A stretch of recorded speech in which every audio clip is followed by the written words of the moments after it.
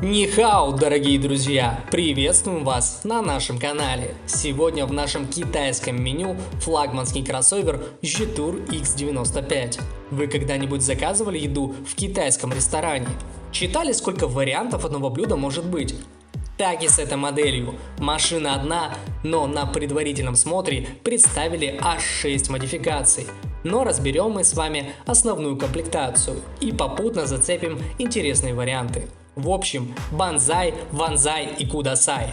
Но прежде чем начать обзор, предлагаю оценить большую коллекцию обзоров на нашем канале. Ссылку на самые популярные модели вы сейчас видите на экране. Кроссоверы для Китая не новость, и они умеют их делать. Это надо признать. Это пятидверный китаец хорош своим дизайном. Передок украшает широкая решетка, которая занимает чуть ли не 80% от всей морды.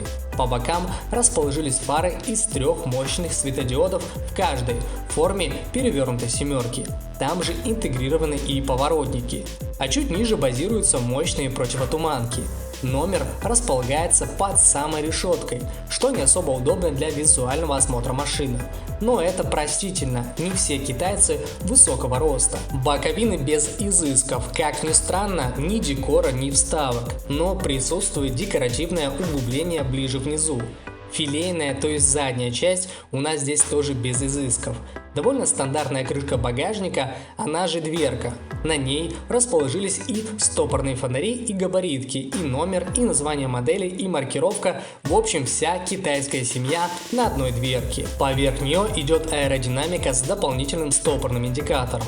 Также габаритные огни здесь прямо над бампером. Задний бампер, кстати, узкий, имеет декор, но особо ничем не выделяется. Вся оптика диодная, в базе уже идут плавающая антенна и рейлинг, как и собственно диодная оптика.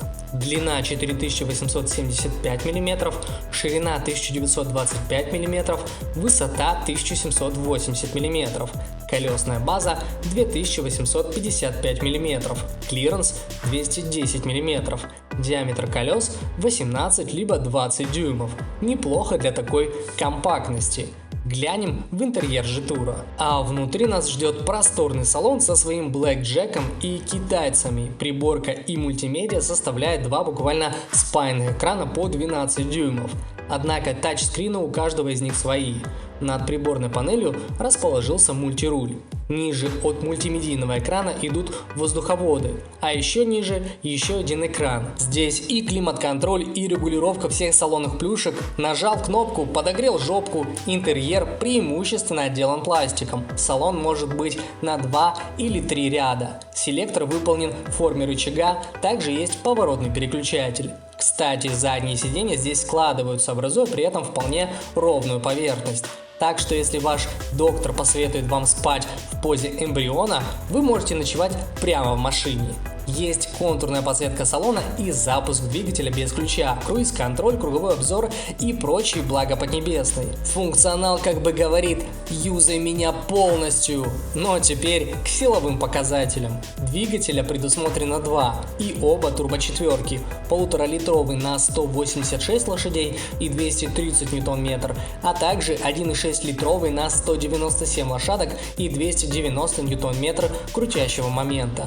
Движок на 1,5 литра идет с механической коробкой передач на 6 ступеней, а мотор на 1,6 литра идет с роботизированной коробкой на 6 ступеней с 2 сцеплениями. Это самый крутой и дорогой кроссовер в линейке производителя. За деньги его можно нафаршировать как бог Ихтиандра и уехать на нем с Домиником Торетто спасать Вальгаллу. Однако главный вопрос в цене. Она составляет $14 500 за базу и 23 тысячи за полный фарш. Такое ощущение, что скоро машины из Китая будут сами ездить на заправку. Ну а на этом все. Чтобы не пропустить новые обзоры, подписывайтесь на наш канал, жмите класс и звоните в колокольчик. А мы прощаемся с вами до следующего обзора. До связи!